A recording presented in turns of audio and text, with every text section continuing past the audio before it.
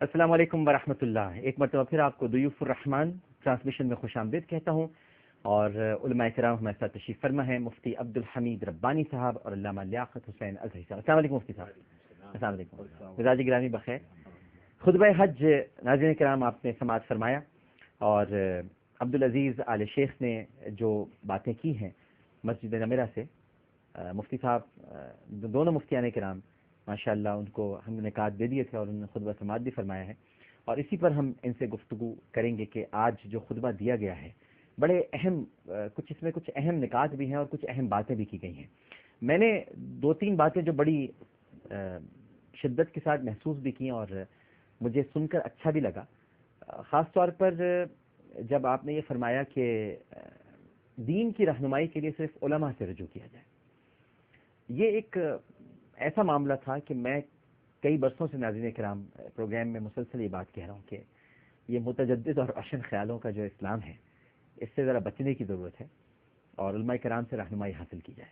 آج اسے خطبے میں بھی کہا گیا ہے. پھر ایک اور بڑی اہم بات کی گئی ہے، منکرین حدیث کی طرف ایک اشارہ کیا گیا ہے یہ کہہ کر کہ نبی کریم صلی اللہ علیہ وآلہ وسلم کا راستہ بہترین راستہ ہے اور ان کی بتائی ہوئی تشریح سب سے بہترین تشریح ہے قرآن کی، لہٰذا اسی تشریح کو اختیار کیا جائے، کسی اور کی تشریح قبول نہیں کی جائے. تو یہ بھی ایک بہت اہم نقطہ تھا جس میں یہ بیان کیا گیا ہے کہ سرکار دو عالم صلی اللہ علیہ وآلہ وسلم کی جو احادیث ہیں، جو ان کا طریقہ کار ہے، جو ان کی تعلیمات ہیں، جو ان کے افعال کریمہ ہیں، ان کی روشنی میں اپنی زندگی گزارنے کے طریقے اختیار کیے جائیں. ایک اور بڑی اہم بات جو بتائی گئی کہ اگر کسی کے ذہن میں سوال پیدا ہوتا ہے کہ بھئی پھر ہم تو چونکہ ہیں آج کل ایسے فتنے کہ احادیث پر یقین نہیں رکھنا، تو پھر انہوں نے کہا کہ پھر نبی کریم صلی اللہ علیہ وآلہ وسلم کے جو صحابہ کرام ہیں رضوان اللہ تعالی علیہم اجمعین، ان کا طریقہ بہترین طریقہ ہے کیونکہ ان کی تربیت ختمی مرتبہ صلی اللہ علیہ وآلہ وسلم نے کی. تو پھر آپ ان کے طریقے کو اختیار کیجیے، جو انہوں نے طریقہ اختیار کیا یقیناً انہوں نے وہی طریقہ اختیار کیا سرکار دو عالم صلی اللہ علیہ وآلہ وسلم نے اختیار کیا.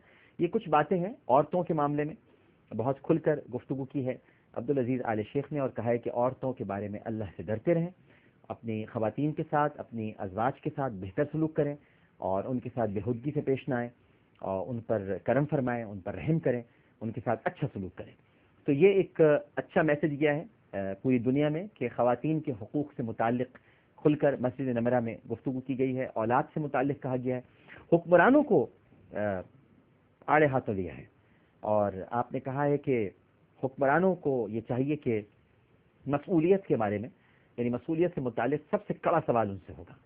انہوں نے اپنی رعایا کے ساتھ کیا کیا، اپنی قوم کے ساتھ کیا سلوک رکھا، ان کو منتخب کیا گیا، ان کو حکمراں بنایا گیا، لیکن پھر انہوں نے کیا کیا، وہ ڈرے کہ نہیں ڈرے، انہوں نے لوگوں کے ساتھ اچھا سلوک کیا کہ نہیں کیا. ایک یہ سوال بھی عبدالعزیز آل شیخ نے اپنے خطبے میں اٹھایا ہے. عدل اور مساوات کی بات کی ہے، بھائی چارگی کا درس دیا ہے، سچی توبہ کی طرف راغب کیا ہے، اور یہ بتایا کہ جہنم بدترین ٹھکانہ ہے، جہنم کی آگ سے بچتے رہو، آپ جہنم کی آگ کو برداشت نہیں کر سکتے. لہٰذا اپنے نبی کریم صلی اللہ علیہ وآلہ وسلم کی حدیث کی روشنی میں انہوں نے بتایا کہ یا تو مومن کی قبر جنت کے باغوں میں سے ایک باغ ہے یا جہنم کے گڑھوں میں سے ایک گڑھا، تو اپنی قبر کو جنت کے باغوں میں سے ایک باغ بنائیے. بہرحال آپ کے سوالات بھی پروگرام میں ہم شامل کریں گے. دیکھتے ہیں اس وقت ہمارے ساتھ ٹیلی فون لائن پر کون موجود ہے. السلام علیکم. وعلیکم السلام ورحمۃ اللہ وبرکاتہ. عامر بھائی کیسے مزاج ہیں؟ الحمدللہ میں ٹھیک ہوں. کون صاحب بات کر رہی ہیں؟ عامر بھائی لاہور سے انم بات کر رہی ہوں. جی فرمائیے نا. عامر بھائی ماشاء اللہ آپ کی ٹرانسمیشن اتنی اچھی ہے، ہم لوگ دیکھ کے بہت متاثر ہوئے ہیں اس چیز سے، اور جو حج کا خطبہ تھا ہم لوگ ہر سال سنتے ہیں اور اس سے اتنی اچھی طرح متاثر ہوتے ہیں، لیکن ہم سے اس پہ عمل کیوں نہیں کیا جاتا؟ یہ میرا ایک سوال تھا. ٹھیک ہے، بالکل بالکل ٹھیک ہے. ایک اور کالر موجود ہے. السلام علیکم. وعلیکم السلام. جی کون صاحب بات کر رہی ہیں؟ آمنہ بات کر رہی ہوں. جی آمنہ فرمائیے. مجھے آپ سے یہ کوشچن کرنا تھا کہ جیسے ہم لوگ جیسے ہی شام کا ذی الحج کا نظر آتا ہے تو تب سے لے کر اور جب قربانی ہوتی ہے، میں نے یہی سنا تھا کہ تب تک ناخن اور بال نہیں چڑھاتے جاتے. ٹھیک ہے، تو بالکل ٹھیک ہے، بالکل صحیح ہے. دونوں سوال پروگرام میں شامل کرتے ہیں. سب سے پہلا سوال جو ہم سے کیا بھی گیا ہے، اور میں یہ گزارش کروں گا علامہ لیاقت حسین ازہری صاحب سے کہ سیدھا سیدھا نکات وہ خود بھی بیان کر دیں کہ خطبہ حج تو ہر سال دیا جاتا ہے اور ہم سنتے بھی ہیں، لیکن ہم عمل کیوں نہیں کرتے؟ علامہ صاحب. بسم اللہ الرحمن الرحیم. ڈاکٹر صاحب، ایک تو خطبے کے اندر تقریباً اسلام کی اور تعلیمات اسلام کی بنیادی چیزوں کو ذکر کیا گیا. اور خاص طور پر نبی کریم صلی اللہ علیہ وسلم نے جن چیزوں کا ذکر فرمایا تقوی اختیار کرنے کے حوالے سے، عمل کے حوالے سے، آخرت کی فکر کے حوالے سے، کہ اس دنیا کو انسان سب کچھ نہ سمجھ بیٹھے بلکہ آخرت کی اور قبر کی انسان تیاری کرتا رہے، اور یہی ایک مومن اور ایک مسلمان کا طریقہ ہونا چاہیے کہ وہ اس دنیا کے اندر رہتے ہوئے آخرت کے لیے بہت سارا نیکیوں کا ذخیرہ جمع کرے۔ لیکن یہ پریکٹیکل طور پر ایسا ہوتا ہے ڈاکٹر صاحب کہ انسان کسی چیز کو سنتا ہے تو ایک وقتی طور پر جذبات پیدا ہوتے ہیں، ایک ایموشنل ہوتا ہے انسان، لیکن اس وقتی جذبات کا غبار اور ابال جب ختم ہو جاتا ہے تو پھر انسان جو ہے وہ ٹھنڈا ہو جاتا ہے۔ ہونا یہ چاہیے کہ جب آپ کے جذبات پیدا ہوں، نیکی کے جذبات پیدا ہوں، تو اس کے بعد آپ عمل کے لیے اپنے آپ کو تیار کر لیں اور راغب کر لیں۔ دیکھیں حقیقت یہ ہے ڈاکٹر صاحب کہ عمل ایک مشکل چیز ہے، عمل کے بدلے میں اللہ تبارک و تعالی انسان کو آخرت کے اندر کامیاب فرماتا ہے، عمل ہی کے بدلے میں اللہ تبارک و تعالی انسان کو جنت کا حقدار بناتا ہے۔ وہ عمل اتنا آسان نہیں ہے، عمل سے زندگی بنتی ہے، جنت بھی جہنم بھی فیصلہ ہوتا ہے اسی کے اوپر۔ تو اس لیے ہوتا یہ ہے کہ انسان وقتی طور پر ایک ذہن بناتا ہے لیکن اس پر استقامت نہیں ہوتی ہے اور اس پر انسان جو ہے مضبوط عزائم نہیں رکھتا ہے، تو چند دنوں بعد انسان ایک دن عمل کیا، تھوڑا عمل کیا، اس کے بعد چھوڑ دیا۔ ہونا یہ چاہیے کہ ہم اس خطبے کو سنیں، ان مواقع کو، یہ مقدس مہینے، یہ مقدس ایام، اس سے جو چیز حاصل ہو اس کو ہم اچھی طرح کرنے کی کوشش کریں۔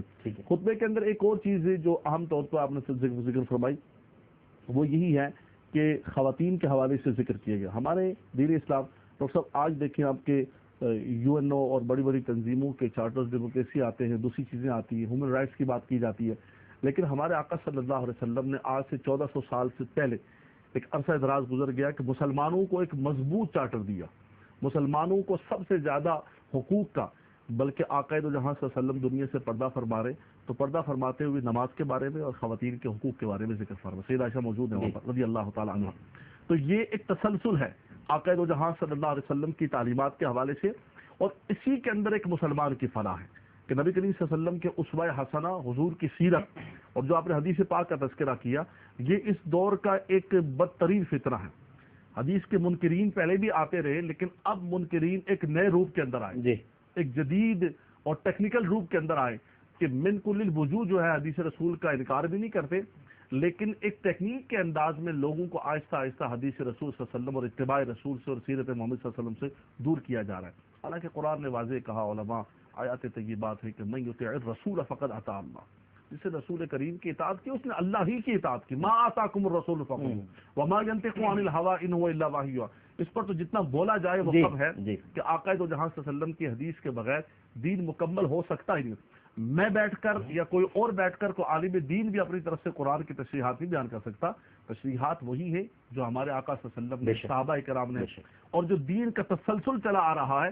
یہ نہیں کہ ہر شخص جو ہے اس کو استجا کرنے کا طریقہ نہیں آتا، وہ بھی قرآن لے کے بیٹھا ہوا ہے، گانے والا بھی قرآن لے کے بیٹھا ہوا ہے، ایک اداکار فنکار بھی کہ آؤ بیٹھتے ہیں ہم اور بیٹھ کے یہ طے کرتے ہیں قرآن تو سب کے لیے جی، اور ہم آج دیکھتے ہیں کہ ہم نے کیا سیکھا اور ہم اس پر بات کرتے ہیں کہ تمہارا ذہن کیا ہے اس بارے میں، تمہارا ذہن کیا ہے۔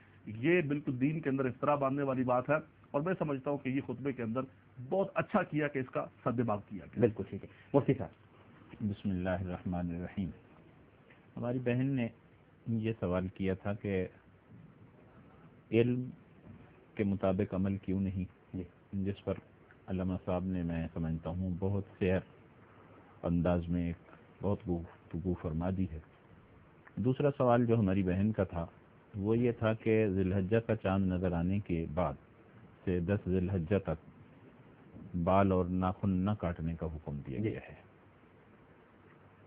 تو اصل بات یہ ہے، دوسرے سوال کے جواب میں عرض کر دوں، وہ یہ کہ اللہ تعالیٰ نے جو یہ حکم فرمایا اور جناب رسول اللہ صلی اللہ علیہ وسلم نے ہمیں یہ بیان فرمایا کہ ایسا کرو کہ ناخن اور بال چاند دیکھنے کے بعد نہ تراشو۔ حقیقت یہ ہے کہ وہ حاجی جو حالت احرام میں ہوتا ہے، جو اللہ تعالیٰ کے گھر کے ارد گرد طواف کی شکل میں گھوم رہا ہوتا ہے، اس احرام کی حالت میں کچھ اس کو پابندیاں دی گئی ہیں۔ اس میں پابندیوں میں ایک پابندی یہ بھی ہے کہ وہ ناخن کاٹنا، بال تراشنا، خوشبو لگانا، بناؤ سگار کرنا اس کے لیے منع ہے۔